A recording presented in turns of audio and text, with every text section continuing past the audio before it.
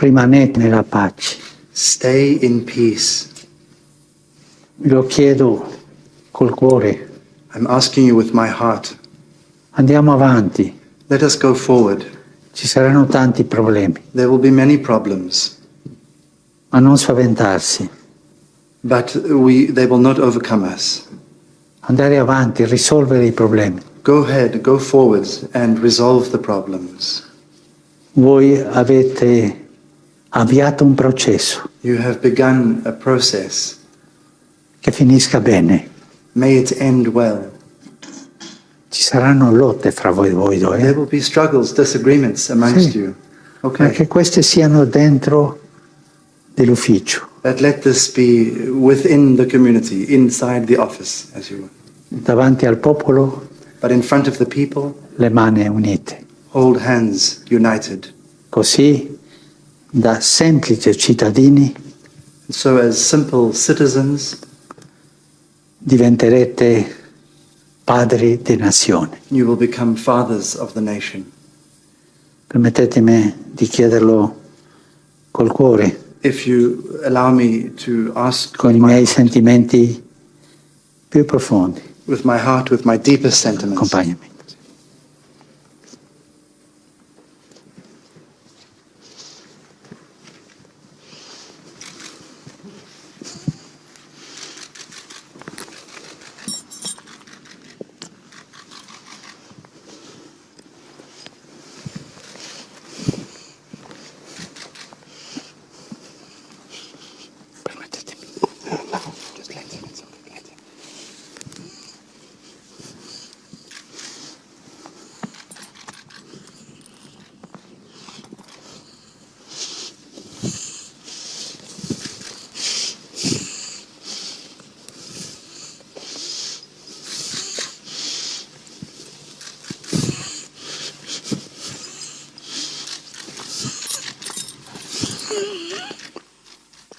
Greetings of peace, my dear friends. My name is Reverend Father Boniface Nebo.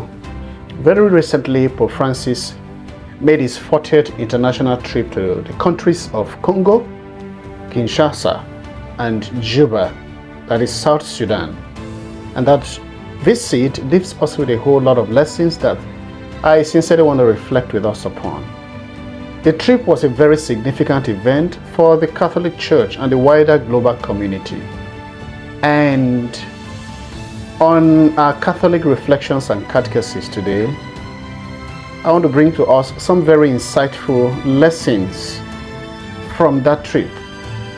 One of the key events of the Pope's trip was his meeting with political leaders and representatives of the Catholic community, especially the bishops in country, in Congo, and very importantly, in Kinshasa.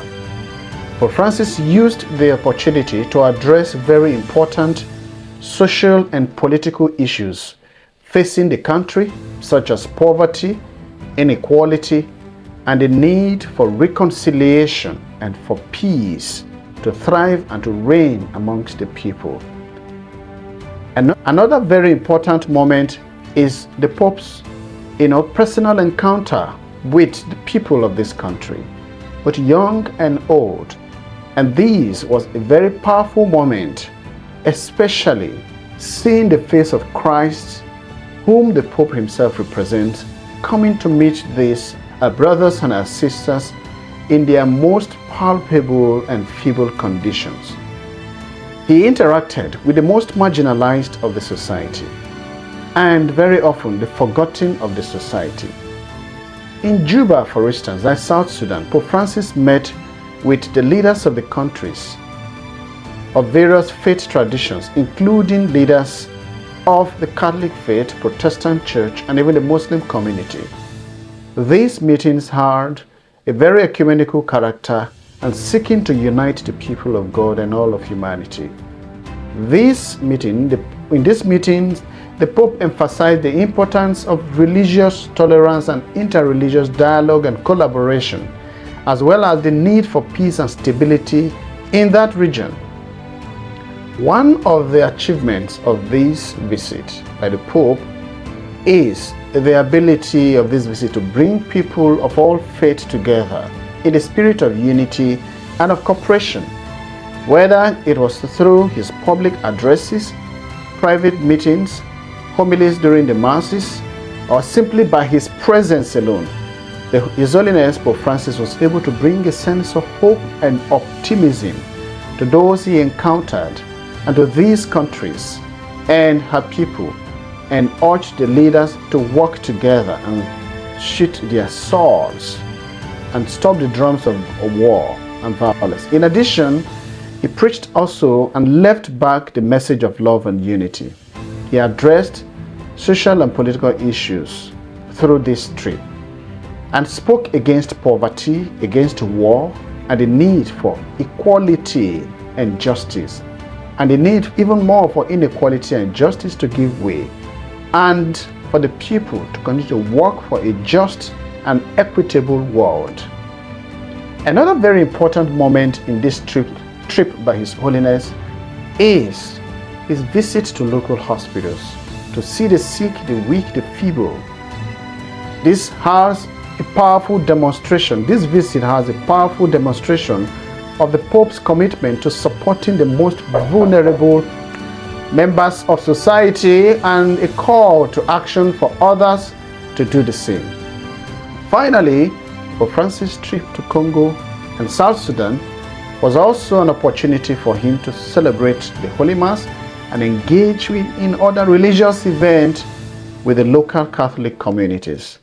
These events were a moment of joy and celebration, as well as a chance for His Holiness the Pope to offer words of encouragement and support to the faithful. Dear friends, in conclusion, this recent trip by His Holiness to the Congo and South Sudan was of great significance, and it will leave a lasting impact on the people he encountered and the wider Christian community. Through his words and his actions, His Holiness has shown that love, compassion, and solidarity are key to building a better world, healing wounds and brokenness, and building bridges that unite all together. Dear friends, the lessons we have learned from this experience of Congolese and South Sudanese have a wider coverage, and we all have got to work for peace around the world. God bless you, and thank you for subscribing, and thank you for being there.